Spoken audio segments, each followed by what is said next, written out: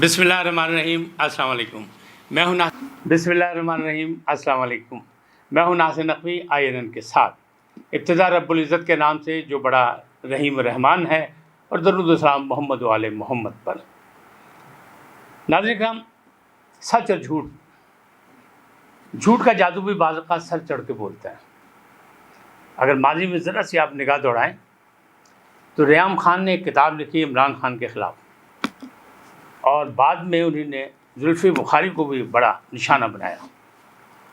अब दिलचस्प बात यह है कि जुल्फ़ी बुखारी भी बरतानवी हैं, शहरियत के मालिक हैं, और रेयाम खान भी। लिहाजा मसला पाकिस्तान से निकल के बरतानिया पहुंच गया। तहरीक इंसाफ की जब हुकूमत आई तो सारी दुनिया का ख्याल ये था, पाकिस्तानियों का ख्याल ये था कि अब इंसाफ की राहें जो हैं वो हमवार हो जाएंगी और आम आदमी को इंसाफ मिलेगा। हज़रत अली का भी कौल है कि इंसाफ के बग़ैर मुआशरा जी नहीं सकता, जुल्म का मुआशरा फिर भी जी सकता है, इंसाफ ज़रूरी है। लेकिन हमारे यहाँ ऐसी बात ही नहीं है। क्या हो रहा है, क्या होने जा रहा है? रेयाम खान की गिरफ़्तारी अमल में आने जा रही है, और गिरफ़्तार क्या, वो जेल में जाने वाली हैं, जिसकी अब वो शबबंदी करें कि उन बच जाएं। मैं इस तफसीलात से आपको आगाह करूँगा, लेकिन पहले आपसे दरख्वास्त कि INN को सब्सक्राइब करें, लाइक करें, अपनी राय का इजहार करें, और घंटी का बटन भी दबाना ना भूलें।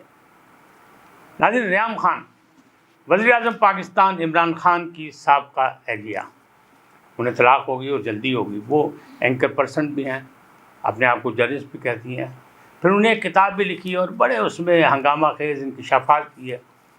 लेकिन हम और आप ये जानते हैं इस बात को, जो किताब दोस्त लोग हैं ख़ास तौर पर वो लोग जानते हैं, या जो अदब और सक़ाफ़त से ताल्लुक़ रखते हैं वो जानते हैं कि कुछ किताबें जो हैं मौके की मुनासबत से लिखवाई जाती हैं, लिखी नहीं जाती, या उनका मुआद कोई और सप्लाई करता है।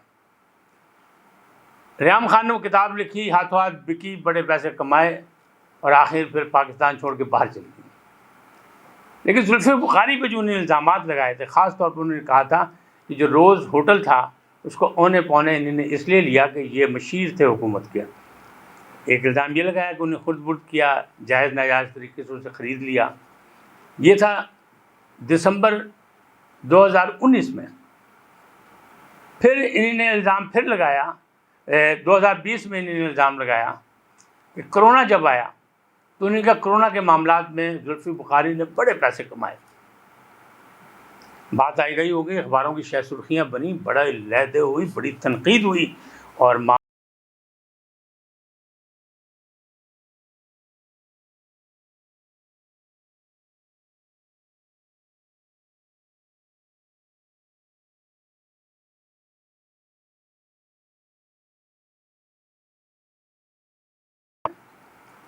बरतानिया जाके उन्होंने इसका मुकदमा किया हतक इज़्ज़त का, और उन्होंने दावा किया कि रेयाम खान झूठ बोल रही है, इल्ज़ामात हैं उसके, इसमें सच्चाई कोई नहीं। बात आगे बढ़ी, बढ़ते अब हालात ये हो गया कि जुल्फ़ी बुखारी जीतते हुए नज़र आए, और रेयाम खान जो है 3, 4, 5, 7 दिन से अपने ट्विटर अकाउंट पे और दूसरी जगह सब जगह एक माफ़ीनामा अपने हाथ से लिख के डाल रही हैं। और वो माफ़ीनामा जो अब सबके सामने आ चुका है, ट्वीट कर दिया है कि मैं जुल्फ़ी बुखारी से माज़रत चाहती हूँ, और बल्कि जुर्माने की रकम भी अदा करने को तैयार हूँ।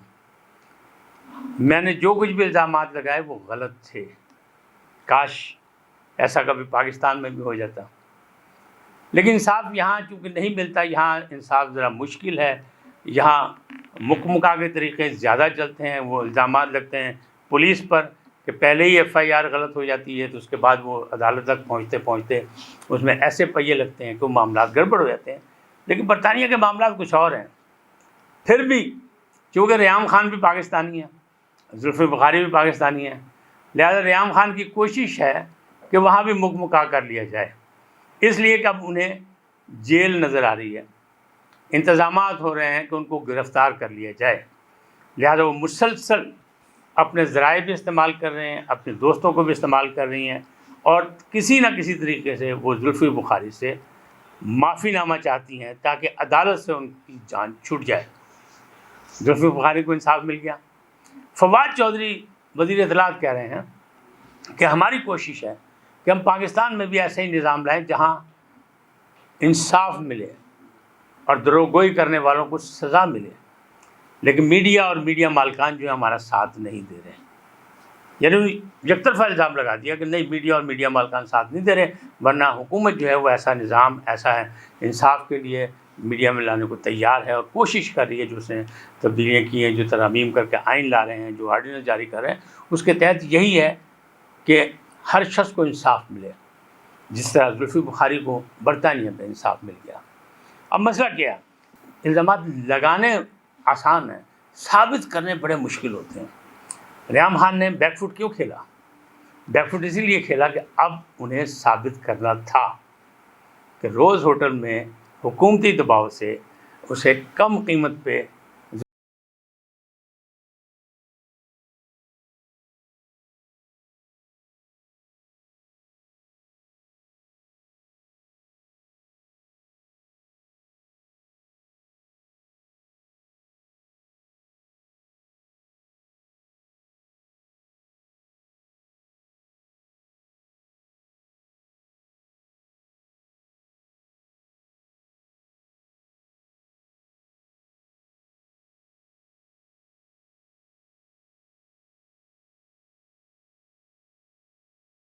یا تو وہ کسی نہ کسی طرح مکمکا کر لیں، معافی نامہ ان سے راضی نامہ کر لیں، یا پھر سزا کے لیے تیار ہو جائیں، جیل جانے کے لیے تیار ہو جائیں۔ وہ برطانیہ ہے، پاکستان نہیں ہے۔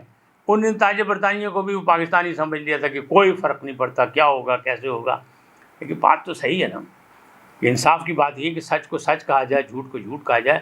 اب اسی تناظر میں اگر ریحام خان کی وہ الزامات بھری کتاب دیکھیں تو اس میں بھی ایسے لگتا ہے کہ بہت سی چیزیں جو ہے اس میں وہ بوگس ہوں گی، وہ بھی الزامات پہ ہی ہوں گی مبنی، یا اگر اس کی تحقیقات کی جائے کہ وہ آئی کہاں سے تھی کتاب، ان کو پرووائڈ کس نے کیا وہ سارا مواد جس کی بیس پہ وہ کتاب بنی۔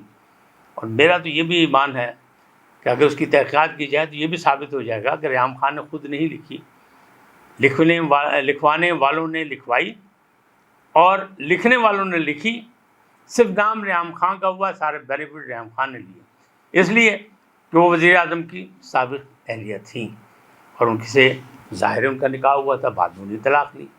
تو اب یہ معاملات اس طرح ہیں۔ اسی طرح اگر دروغ گوئی کا مسئلہ جو ہے ختم ہو جائے تو معاشرے سے بہت سی برائیاں ختم ہو سکتی ہیں، لیکن کیسے ختم ہوگی؟ جب انصاف ملنا شروع ہو جائے۔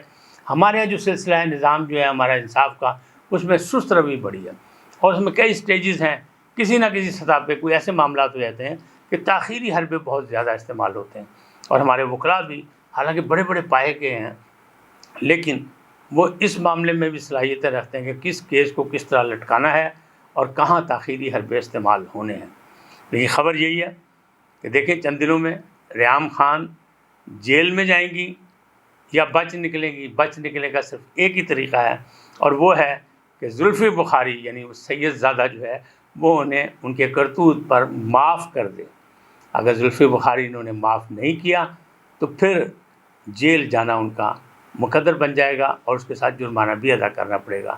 لہٰذا ریحام خان نے سب بندی کر لی بچنے کے لیے، دوستوں کو بھی سے بھی دباؤ بڑھوا دیا ہے، جو واقف ان کا ملا انہیں کہا جی زلفی بخاری سے میری نجات دلا دیں، تو وہ جرمانہ بھی ادا کرنے کو تیار ہے۔ وہ کہیں جو کہیں گے میں ہر چیز ماننے کو تیار ہوں۔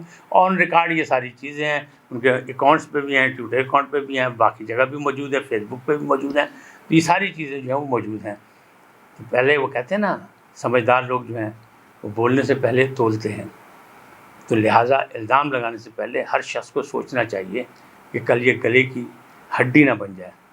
ریحام خان کے الزامات ان کی اپنے گلے کی ہڈی بن گئے، جو اب نہ نگلے جا رہے ہیں نہ اگلے جا رہے ہیں، اور وہ سزا کے لیے خوف زدہ ہو چکی ہیں۔ یہ آج کی خبر تھی۔ آئندہ پھر ملیں گے کسی اور خبر کے ساتھ، کسی اور عنوان کے ساتھ گفتگو کریں گے، آپ کو آگاہی پہنچائیں گے۔ آپ سے درخواست جانے سے پہلے کہ INN کو سبسکرائب کریں، لائک کریں، گھنٹی کا بٹن دبائیں تاکہ ہمارا آپ کا رابطہ مستقل ہو جائے، اور اپنی رائے کا اظہار بھی کریں۔ خدا آپ کو خوش رکھے، سلامت رہیں، اللہ نے کے بعد۔